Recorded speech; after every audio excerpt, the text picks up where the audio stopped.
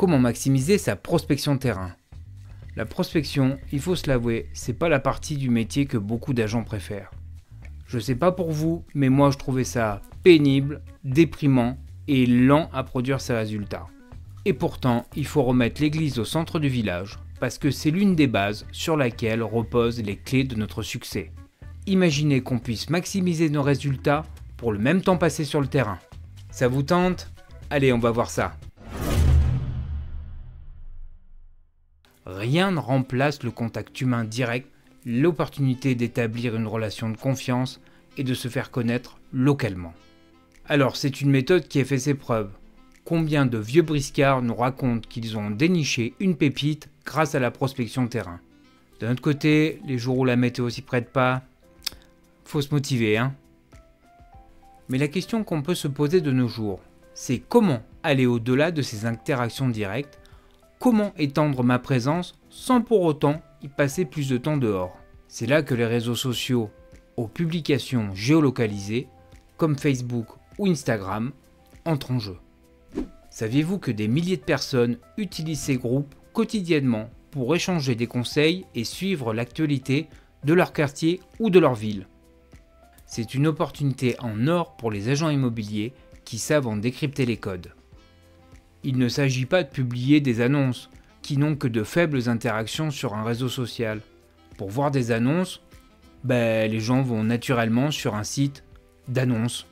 Par contre, imaginez partager une vidéo de votre prospection où vous montrez votre motivation, votre amour pour le quartier, ce qui le rend attirant. Ça attirerait l'attention des habitants, ça. Ça générerait des interactions. Ces groupes peuvent avoir entre 500 et 10 000 membres.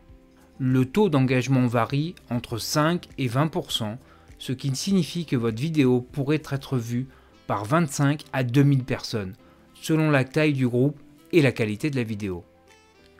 Notre séance de prospection vient d'atteindre beaucoup plus de monde. Vous ne trouvez pas que ça fait sens?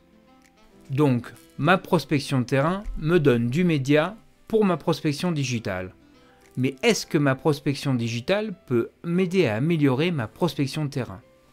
Eh bien oui, ces deux types de prospection s'auto-alimentent. Par exemple, dans ma préparation de ma séance de prospection de terrain, si j'utilisais les groupes sur les réseaux sociaux pour informer les habitants de ma venue prochaine dans le quartier. Peut-être me reconnaîtront-ils sur le terrain.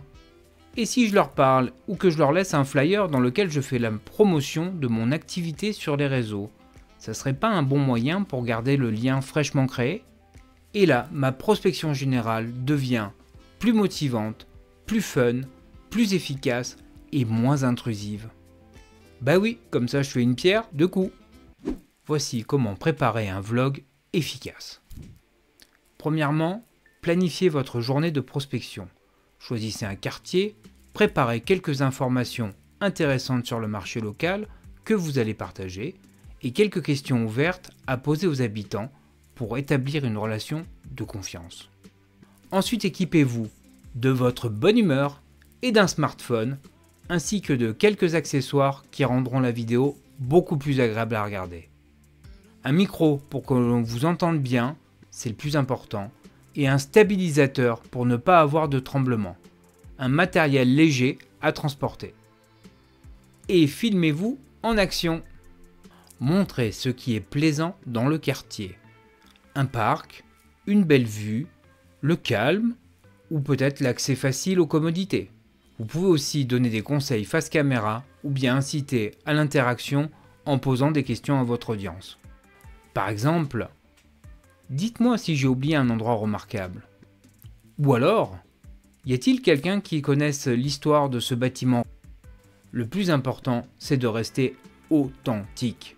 Les gens aiment voir des professionnels passionnés. Alors montrez ce que vous faites. Montrez que vous vous intéressez à leur lieu de vie. Certains d'entre vous peuvent être réticents à se filmer. C'est ok, ne vous filmez pas, mais filmez et commentez ce que vous voyez, quitte à faire le commentaire en voix off lors du montage. Tu peux aller voir ce tuto pour se lancer dans le vlogging immobilier. Je te mets le lien en description de la vidéo ainsi que dans les commentaires. Une fois votre vlog fait, il est temps de le partager. Publiez votre vidéo dans les réels sur Instagram et Facebook avec des hashtags pour les géolocaliser. Ainsi que sur des groupes Facebook comme « Tu sais que tu es de la Farlette quand ?» ou bien « Les bonnes affaires de Bandol ». C'est ici que vous pouvez faire une vraie différence. En publiant une vidéo de qualité et en ne faisant pas directement la promotion d'un service, vous montrez que vous êtes actif sur le terrain. En fonction de la taille du groupe et de l'engagement de la vidéo, vous pouvez toucher entre 500 et 2000 prospects supplémentaires avec une seule publication. Accompagnez la publication d'un texte invitant l'audience à vous suivre sur les réseaux. Ainsi, vous ferez grandir votre communauté.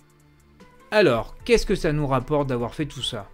En combinant les 5 à 10 conversations qu'on a eues sur le terrain avec la portée de notre vlog, nous pouvons potentiellement atteindre des centaines, voire des milliers de prospects supplémentaires. Avec un taux de conversion de 1 à 5%, cela représente entre 5 et 50 prospects qualifiés qui pourraient vouloir vous rencontrer pour vendre leurs biens ou pour acheter. Ça vaut le coup de le faire régulièrement. En résumé, la prospection de terrain reste indispensable, mais la technologie nous permet d'aller beaucoup plus loin. En quelques heures et avec une simple vidéo, nous pouvons toucher beaucoup plus de monde qu'on imagine. Laissez-moi un pouce bleu si vous avez appris quelque chose, un petit commentaire, ça fait toujours plaisir, et abonnez-vous en activant la petite cloche si ce n'est pas encore fait. Et à la prochaine, ciao!